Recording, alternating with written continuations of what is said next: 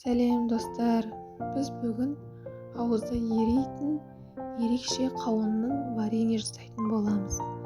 Ең алдымен қауынымыздың сыртын тазалап, жіңішкелеп турап, барлығын төрт бұрыштап турап аламыз. Турап болған қауынымызды бір ыдысқа салып, үстіне лимонная кислотадан азғантай ғана сеуіп, өзіміз қалағанша шекер салып араластырып 30 минуттай қойып қоямыз. 30 минуттан кейін соғы шыға бастайды. Сол кезде отқа қойып қайнататын боламыз. 30 минуттай қайнатып, отты сөндіріп, тағы жарты сағаттан кейін отқа қойып қайнататын боламыз.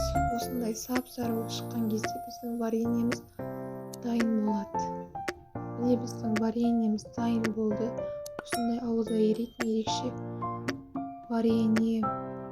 Егер менің видеом ұнаса, лайк басып, комментарий қалдырып, подписаться етіңіздер. Ас болсын.